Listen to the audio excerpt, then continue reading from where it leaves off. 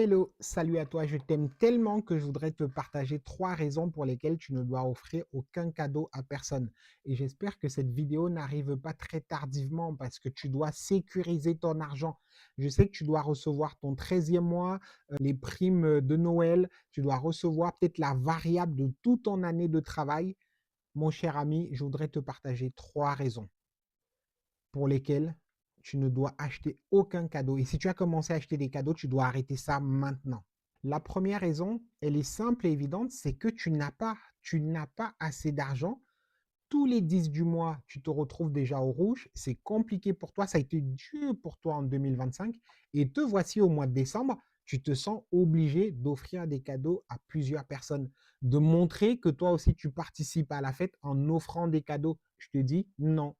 Prends le courage de te dire, j'ai pas assez pour vivre, donc je ne vais pas acheter des cadeaux. C'est pas parce que je vois des publicités ou j'ai entendu les collègues ou les amis dire qu'ils vont offrir des cadeaux ou parce que je pense qu'on va m'offrir des cadeaux que je dois offrir des cadeaux. Mon cher ami, si tu veux devenir une personne FRPF, tu dois garder tout ton argent du mois de décembre. Ne dépense rien du tout pour acheter des cadeaux.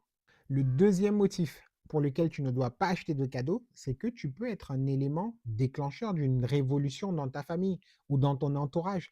Si tu dis que tu n'offres pas de cadeaux et que les autres savent que tu n'offres pas de cadeaux, ça se trouve, vous allez tous décider de ne pas offrir de cadeaux et à ce moment-là, pas de dépenses pour personne.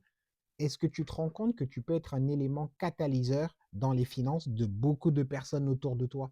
Donc partage cette vidéo, dis aux gens que tu n'offriras pas de cadeaux, tu vas garder ton argent et comme ça, eux aussi, ils gardent leur argent. Et ben, en fin d'année, vous vous retrouvez tous, chacun avec son argent. Pas besoin de vivre de difficultés dès le mois de janvier 2026. Le troisième motif et le plus percutant, c'est que tu ne dois pas dépenser ton argent parce que tu en auras besoin. Tu dois le garder pour pouvoir épargner. Tu ne sais pas ce qui va arriver en 2026. Ça se trouve, 2026 sera plus difficile pour toi que 2025. Je te souhaite d'avoir une meilleure année 2026. Je te souhaite tout le bonheur du monde en 2026, mais tu ne sais pas quelles sont les embûches quotidiennes que tu auras. Donc, sécurise tout ce que tu vas recevoir durant ce mois de décembre pour te constituer une épargne qui pourra même peut-être t'amener à investir en 2026.